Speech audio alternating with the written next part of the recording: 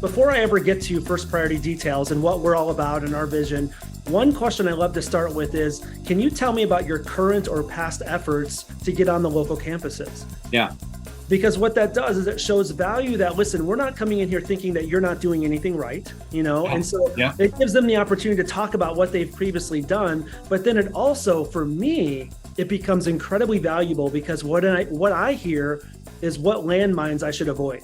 Working with the local church to take the hope of Christ to every student in the United States. This is First Priority. Now here are your hosts, Steve Cherico and Brad Skelling. Well, welcome everybody back to the show. My name is Steve Cherico, and I am glad you're here. I'm Brad Skelling. Looking forward to a good conversation today. We've got another great show for our audience. You're not glad they're here, you're just glad you're here?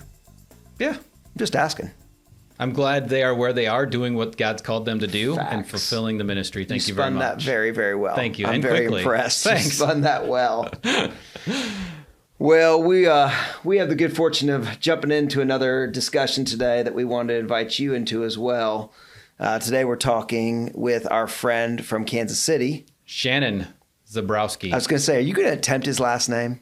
Attempt? I've mastered his last name. Have you? Oh, yeah. Man, Mm-hmm. I'm impressed. I can't tell you all his family members' names, his kids and stuff, but I know his last name. Shannon is the sharp-dressed man who is part of our Kansas City team, headed west, and had some thoughts about just some things in terms of engaging the campus that we wanted to jump on the podcast today. But before I get too far, That's right. we do need to talk a little bit of story time with Steve. That's right. And story time with Steve is going to take a shift because I feel like you should actually talk about this one. That's good. So what did you call barking with Brad? What did you say? Bragging with? No, what did you say? So If you ain't the Dutch, you story ain't much. is, What did you say? You're not much if you're not Dutch. Okay, there you go. Keep Yeah. going. Now we got something. Now Okay. Now you're gaining traction. All right. So story from Kansas City. Oh. It's All from Kansas City today. All Kansas City today. Figured Let's we'd go. keep it in the family. They've been launching. This fall was their first launch. We just hired them over the summer, and in the fall, Shannon came on staff in September, I believe. And so they've been getting things going at Blue Springs. They had their first invite week right before Christmas break. And one of the student leaders who typically doesn't stand up and volunteer quickly said, "Hey, I'd like to share the gospel this time." And it's always encouraging to me when that actually happens, because I talk about that often to say, hey, assign students some things, get them, hey, would you want to do the welcome when you lead the game? Kids are sometimes tepid. Obviously, you get the loud, outspoken ones as well. Yeah. But there are kids who don't always want to do things right away. But here's the story. By Christmas, they've been running for 3 months. They said, hey, can I lead the invite week? Then this student got up, did the gospel presentation right out of the book, right? Took the book, added some story to it, did that. 2 students indicated on the response card that they wanted to begin a relationship with Jesus. Come on, man. So our guarantee when we talk about our traction and our process is that when you equip students, unite the church, that The students gospel are going shared. gospel is shared, students will come to know Jesus. And That's yet good. again, we get story of that actually does happen. And it's not just a theory, but there we go. The ministry works. I love it. Love it. I Love do it. too. That does not get old. It is not. It is not. The other announcement, the other discussion point is that we need to talk about 2 things going on in our world. The first is the scholarship, which Yep. we have mentioned a few times. But those of you who are out there who are serving students, who are serving campuses, we have a scholarship that we give each year. This year is $500. Uh-huh. Is that right? It is. And there's plenty of information on the firstparty.club website, so I don't want to spend too much time on it because we've talked a lot about it. But Yep. if you've not sent that link out to your graduating seniors who are looking for their next, and next has some options in it, we would Yep. love to have you go ahead and do that. Yep. And then the second announcement is just the fact that we are headed back to spring meetings. Yep. And if you are connected to First Priority in any way, we would love to have you there. Again, firstparty.club will tell you a lot about what spring meetings contain, why they happen. I will just simply say it is a power pack 24 hours. You get in at lunch and you leave at lunch Yep. the next day. We just spend some time together building relationship, probably go do something fun at night. Not that there's anything fun to do in Nashville or Tampa, but Nothing. we'll try to find something. Nothing. And yeah, just building relationship with like-minded individuals. Yeah, firstparty.club. I highly, highly recommend it. Can I add one more announcement to the list? Oh, do you have a new one? I do have a new one. Go ahead. It's something we've had for a while. Oh. but we don't talk about it on the podcast. And I think we should. Okay. So if you get on the firstparty.club website, you might have seen this before, but we do have an online training course to start a club. Yeah. And so if you are somebody who's been a part of First Party for a while, or you have new people joining and you want to give them an overview, we do charge $10. So it's a nominal fee just to get into the class. It kind of helps us keep track of who's coming in and gaining access to the materials. Yep. But it's just a start a club course. It talks about the roles, student leader, faculty sponsor, club coach, things of that nature. It talks about the mission and vision of First Priority, what we're trying to do, leads them through the EPIC cycle. Nice. Just a good summary overview. Even gets into the Equal Access Act and the legalities of how we accomplish what we're doing. So I think it's a good investment of your time and your money. If you're interested, even if you just want a little brush up on the principles of First Priority, I'd recommend that to you. Is it the sort of thing that I can purchase as a director for one of the young people or one of the guys or gals that want to get on campus? Can I purchase it for them and send them a link? How does that work? I'm assuming we could make that work. Yes. Cool. Great. Thanks. I don't know the exact answer to your question, but yes, we can make it work. I have someone in mind. That's what I was asking. You can buy them a $10 Visa card. There you go. I like that. Just give them my card. There you go. All right. I'll take your card. Thanks. Well, tell us about the podcast today. We're jumping in with Shannon today out of Kansas City. So as was mentioned, Shannon's part of one of the new districts that was started last year. And so there's a lot of learning for them. Yes. And one of the things that they love to do under season is document their learning. That is true. And so Shannon hit us up the other day and said, hey, I've got 6 things that are really moving me as I help students connect to the campus. So specifically around navigating the conversation, how to work with larger churches in your area. Yes, right? Shannon was the lead pastor and was a family pastor, I believe, at large mega churches, 1,500, 2,500 member churches. So he just brings a little bit of knowledge and insight, having been on the inside, and wound it down to 6 bullet points. Why don't you jump in with us and let him tell the story, and then we'll come out on the other side. Sounds good. I want to just have this conversation about how to best navigate large church structures. Large churches are like any other organization. They have a structure for a reason. Yeah. Sometimes if we don't walk in with at least a desire to figure out what that structure is, we're always going to be behind the 8 ball trying to figure out why we can't effectively partner with them because we haven't taken the time to navigate it or even understand some of the things that maybe we're not understanding. And so I just have pastored in larger churches over the years. This is some of the insight I can hopefully bring to the table. Yeah. Well, before you jump into the points, give us, I know you're a pastor in Kansas City, right? You were a pastor of a large church. How long were you there?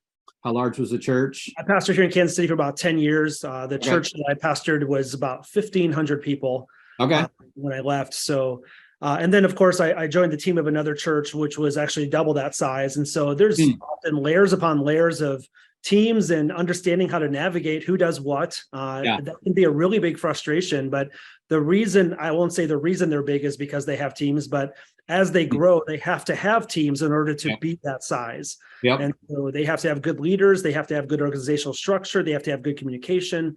And like any organization, there's going to be flaws because there's people. Yeah, exactly. So it's good to understand maybe how you can navigate them. Well, and I think it's the timing of this is perfect for many of our leaders out around the country. So thanks for, jumping in here and sharing some of this stuff with us. Cause we don't all understand what the big church structure looks like, and we don't want to just write them off. So it definitely will take more time if you don't see some of these things right in front of you. But exactly, I put together a list of a couple things. Actually, it's 6 things, and maybe we can just do those. Yeah, jump in. What's the first one? Okay, so number 1 is get a clear picture of the organizational structure. And so it helps to maybe just ask questions like, how's your team structured? How's the church staff structured? Some of those things. And often church staff will be more than willing to talk about that because that's their life. That's what they do. Yeah. They exist in it. But honestly, from my side of things, now sitting on the other side of the table, the one thing that it helps me know is how they value student ministry. And so, for instance, if their student ministry is part of the custodial team, that they probably don't put a big priority on student ministry. And so you're going to be fighting that fight right from the get-go, knowing that if the church doesn't prioritize it, then probably you're going to have a hard time getting them to prioritize it. Yep, that's right. And so I would say that some churches build their backbone on the adult service. Some of them have family, ministries that they build their backbone on. But it's always good to see how it's structured, because it tells you what kind of value they place on the student ministry in particular. Yep, that makes sense. Makes sense. I love it. Number two, I would say determine who has the authority to make decisions. And so I've learned this, and this is something that I existed in, but like a lot of times a student pastor doesn't have the authority to make partnerships with First Priority or really any other organization. Often there's someone who has to kind of give the approval of that. And so, or even give the ability for, if I'm going to be on their stage, ultimately they want accountability. So the youth pastor sometimes can't even make that decision by himself either. And so when I find out, like, okay, who do you directly report to? And do you have the ability to even make some of these decisions? Often they'll say, well, I have to run it by my executive pastor, or I have to run it by my family pastor. And then I'm like, oh, how about this? How about we have coffee next week, the three of us, and I can share vision, what I'm sharing with you, I can share it with them too. So that way you're not having to be a middle manager in this situation. And so I just try to bring them in and enlist them. And a lot of times what I've learned is I end up being good friends with their executive pastor too. And that only helps us in our cause as well. Is it typically the executive pastor? Because I know the church, when we visited, when I was there a couple of weeks ago in Kansas City, the executive pastor was there that night, and he made reference to that he had met with the student pastor and approved. He didn't use that word, but he approved him working with First Priority. And so is it typically the executive pastor, or what was your... So the one church that the one you were at with me, that is the executive pastor. But at another large church I'm working with, it's not the executive pastor. There's a family pastor that's in there. And so the family pastor is the one that oversees all the family ministries. So that person is who makes the calls. And so just finding out who that person is, because sometimes it might look like the student pastor is stonewalling you, like not giving you a straight answer, when in fact he can't give you a straight answer. And so it's good to know that. Where does the lead pastor typically happen in some of those, like in your two situations or some of the ones that you're working with now? Where was the lead pastor in this role? Honestly, they don't have a connection at all. Really? There's just, honestly, if I have the opportunity to even see them or meet them or shake their hand and let them know who I am, that's a good thing. But they're not even in the loop. And so what happens is that executive pastor takes my information and he puts them in the loop, but it's not the senior pastor saying you can't do that. It's that he just wants to be informed. Yeah. Sure. That makes sense. Yeah. Right. So he's usually entrusted his team to make those decisions, which is a good leadership. Correct. Model. That makes sense. That makes sense. All right. What's next? And so the third one, this one kind of ties to the second one of what we were just talking about, but I say be as visible as possible. Now, I understand that we can't always, given our family situation, our personal life stuff, we can't always be in every church that we're trying to partner with. I happen to have that flexibility right now. And so what I'll often do is I want to show them value the same way that I want them to show me value in partnering with me. And so I'll go on a Sunday, maybe 2 weeks in a row, and I'll be in their worship service. I'll sit through, the senior pastor's preaching, or I'll come to their student ministry before I ever even do any stage time or anything like that. And really what I'm trying to do is I want to show them value, that I care about their ministry outside of even what I'm trying to partner with them about.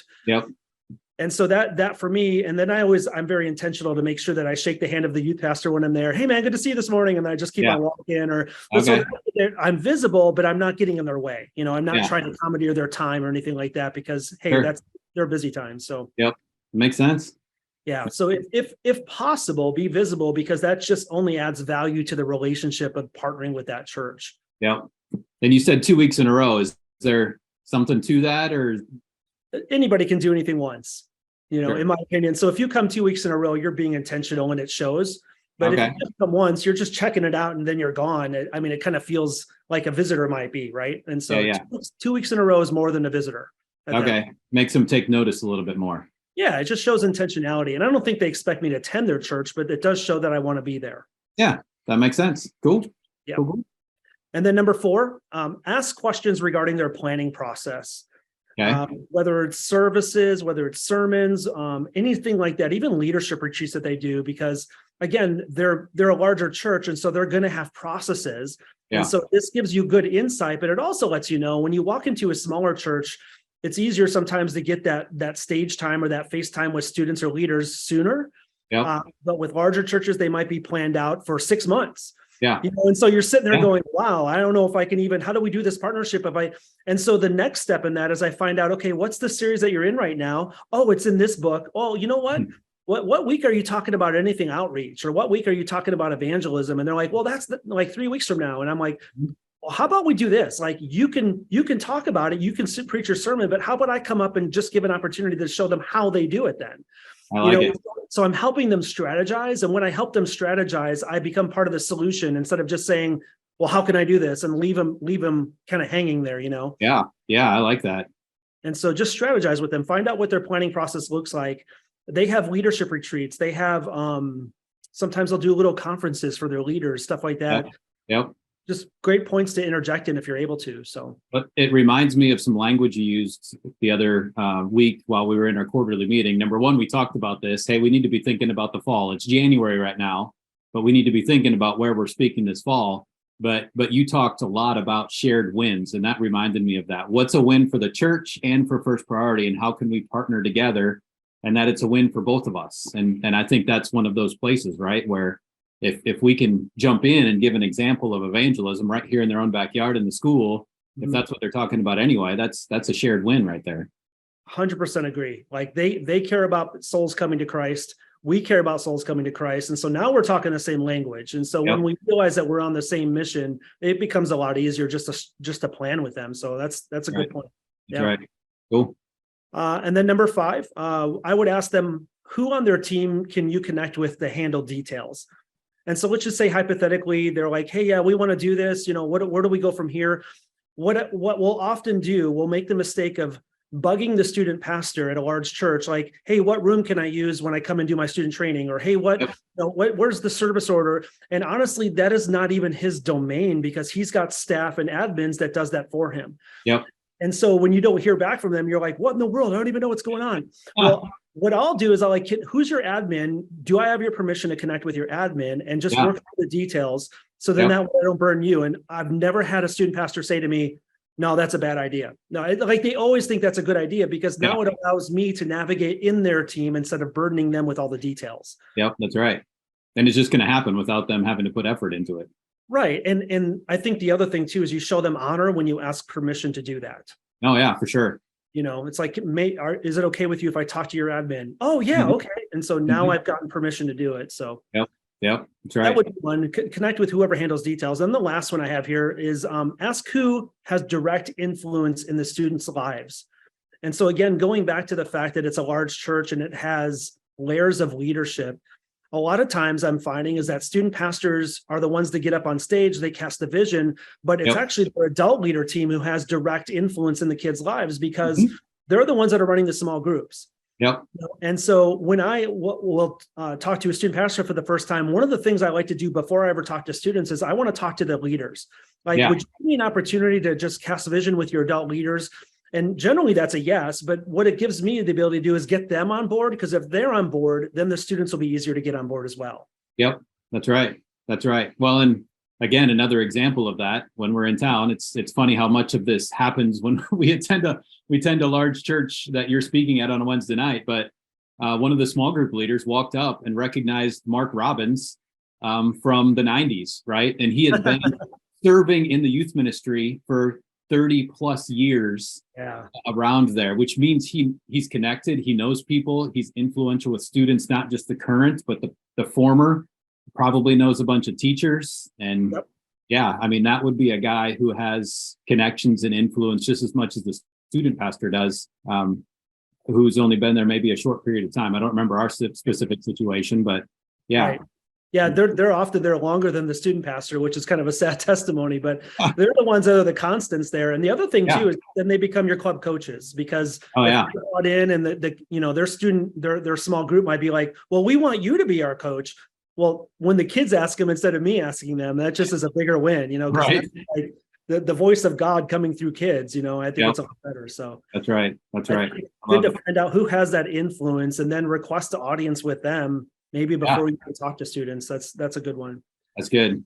And then I have a bonus one. I don't know if you want me to go one more, Brad. Let's go one more. I love where we're going. I'm sure bonus is is always good. I would say like one question that our team figured out here in Kansas City, and maybe, other teams are already doing this, and that's awesome, is that when I come into especially a bigger church, instead of before I ever get to first priority details and what we're all about and our vision, one question I love to start with is, can you tell me about your current or past efforts to get on the local campuses? Yeah. Because what that does is it shows value that, listen, we're not coming in here thinking that you're not doing anything right, and so it gives them the opportunity to talk about what they've previously done. But then it also, for me, it becomes incredibly valuable because what I hear is what landmines I should avoid. Yeah. And so like if there was a failure, if there was something that happened and this adult didn't follow through or this happened, and I'm like, okay, so I know how to then structure my conversation with them in a way that's going to avoid that sore topic, or, maybe I can highlight a strength of first priority when maybe what they experienced was a weakness before, that sort of thing. Yep. And so asking the question, like, what's your current or past efforts? What do they look like? And then finding out like how'd they work? Is it still working? Did it fail? Those sort of things. And it's good insight to have on the front end. I like it. Yeah. And we never know the history, right? I know for me, we catch the vision. We want to see the hope of Christ. We want to take the hope of Christ to every student.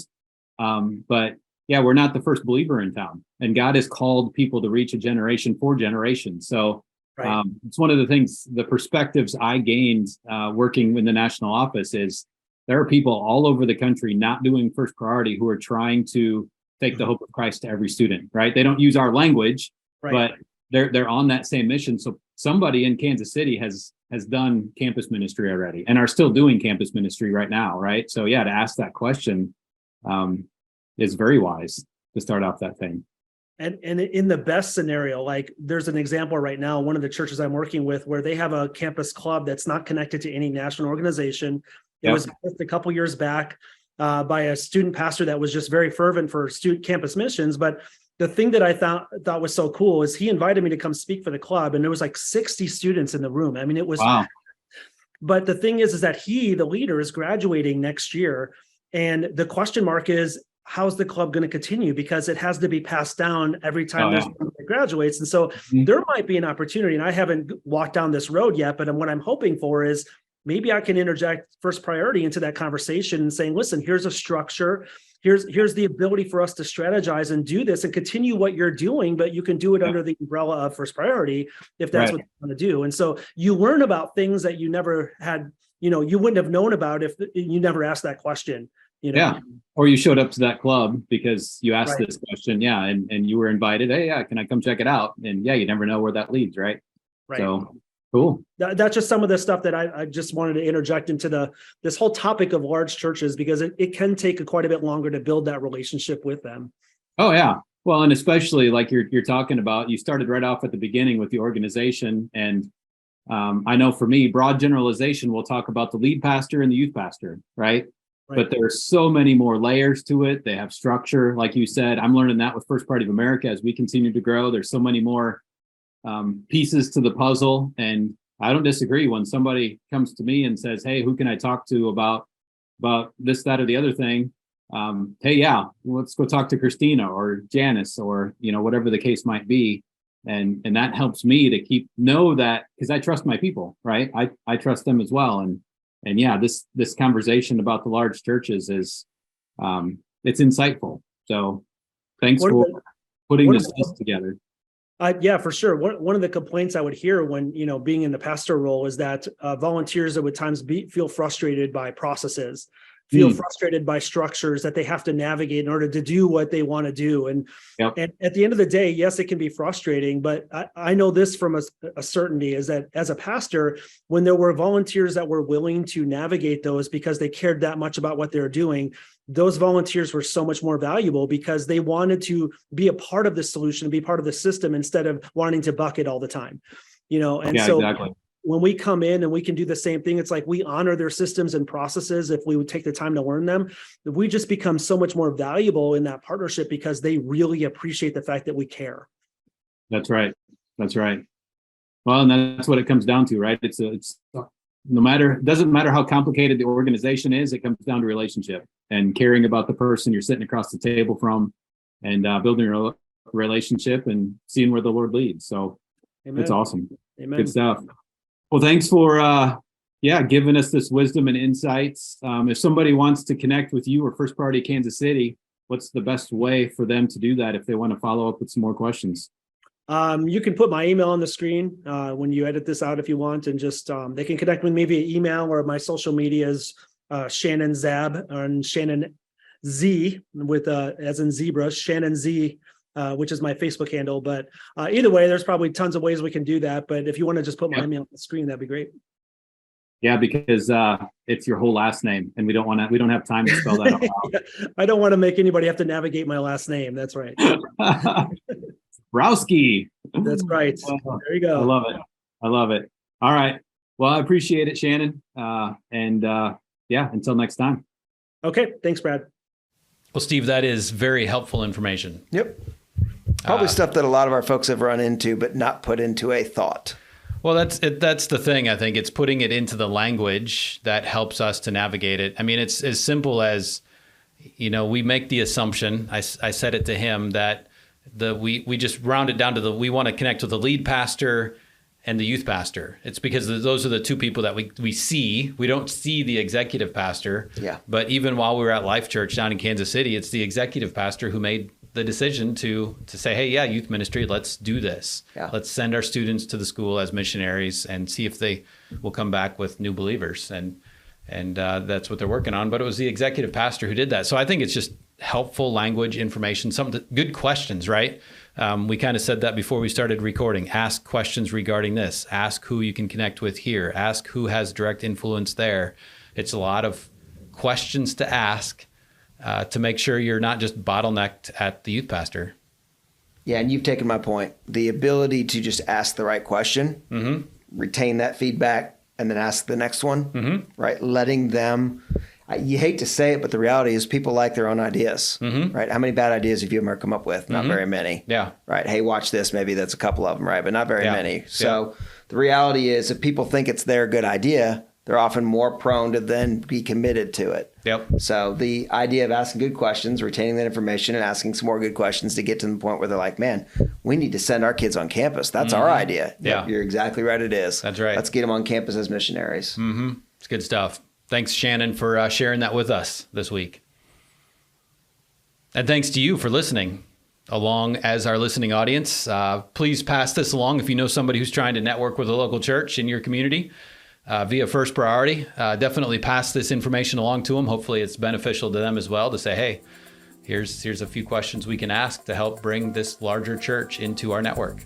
So pass this along. As always, give us a 5-star review on the platform of your choice. And until next week. Till then.